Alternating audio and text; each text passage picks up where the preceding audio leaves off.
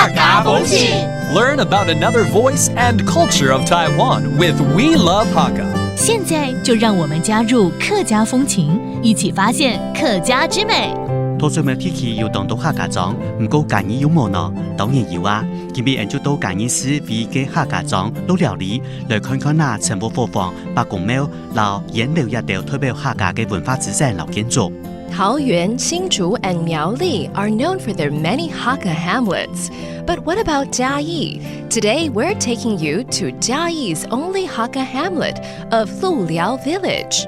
Let's take a look at a Hakka family's traditional housing architecture known as Fofeng Spaces, Pakkung Temple, tobacco drying and storage facilities from an earlier period, and other assets and buildings that showcase Hakka culture. Hey there, what's up? It's time to talk about Hakka here on ICRT. Hello， 大家好，我係阿邊個 Leo。Hello， 你好，大家好，我係 Josephine。Leo， 我怎麼感覺聞到好像要來吃雞肉飯的感覺啊？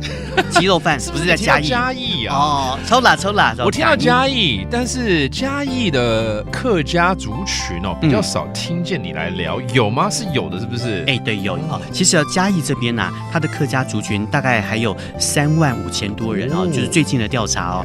那在我們今天講到這個鹿寮裡啊，大概就有1000人左右。這算是嘉義市的一個客家莊就對了。對，就是客家人比較聚集的地方哦。那介紹一下這個什麼叫鹿寮裡？好，這個地方叫做鹿寮裡哦，就是它早期它是一個養鹿的鹿場哦。原來。那在以前呢，就是有荷蘭人在這邊呢開墾過，所以呢，像這附近有一個皮塘，就叫做紅毛皮啊，因為荷蘭人的關係，紅毛人的關係啊。了解。所以像這邊呢，就有很多的客家的一些建築啦，包括像陳家伙房，就是很值得去參觀的一個客家的建築。是另外還有像這邊主要的物產啊，就是種水稻跟種煙草。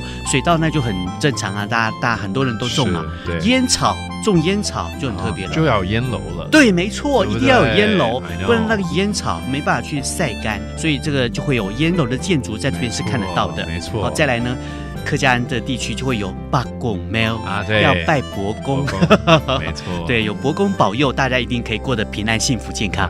好，我們來教幾個單字，包括這個鹿寮怎麼說 ？This area is called 鹿寮。鹿寮 ，and then you can find tobacco barns or 煙樓。煙樓。And finally, some Hakka buildings, the traditional ones, 客家伙房。